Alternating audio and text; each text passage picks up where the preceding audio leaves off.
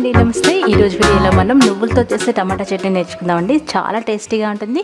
ఇడ్లీ దోశల్లోకి కాకుండా మరికొన్ని బ్రేక్ఫాస్ట్లో చాలా బాగుంటుంది. మీరు తప్పకుండా ట్రై చేయండి.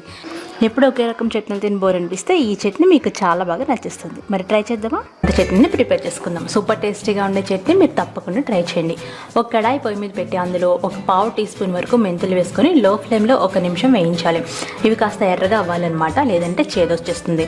ఇవి వేగిన తర్వాత 1 టేబుల్ స్పూన్ ధనియాలు, 1 టీ స్పూన్ జీలకర్ర వేయాలి. ధనియాలు జీలకర్రను కూడా లో ఫ్లేమ్లో 1 నిమిషం వేయించాలి.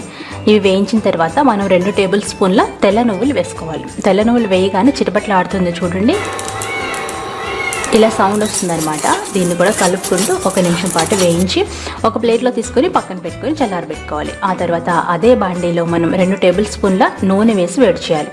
నూనె వేడిన తర్వాత అందులో చిన్నగా కట్ చేసుకున్న 3 పెద్ద టమాటాలు, అలాగే 10 వరకు పచ్చిమిరపకాయలు, 2 అంగుళాల చింతపండు, 4 వెల్లుల్లి రెబ్బలు వేసుకోవాలి. ముందుగా మనం కట్ చేసుకున్న పచ్చిమిర్చి వేసి వేయించుకోవాలి. ఆ వేగిన తర్వాత కట్ చేసుకున్న టమాటాలు వేయాలి. టమాటాలు కాస్త మెత్తబడాలన్నమాట. మీడియం ఫ్లేమ్లో పెట్టుకొని వేయించుకోండి. టమాటాలు మెత్తబడుతుండగానే అందులో కొంచెం పసుపు, చింతపండు, వెల్లుల్లి రెబ్బలు వేసేసి మరొక 5 నిమిషాలు మీడియం ఫ్లేమ్లో మగ్గించుకోవాలి. మూత పెట్టి మగ్గిస్తే చాలా బాగా మగ్గుతాయి అనమాట.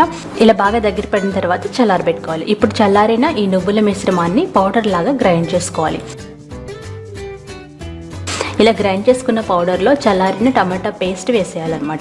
ఇందులో తగినంత ఉప్పు వేసుకొని చట్నీ లాగా గ్రైండ్ చేసుకోవాలి. అంతేనండి. మీరు కావాలనుకుంటే వాటర్ వేసుకోవచ్చు, వాటర్ వేయకుండా కూడా గ్రైండ్ చేయొచ్చు.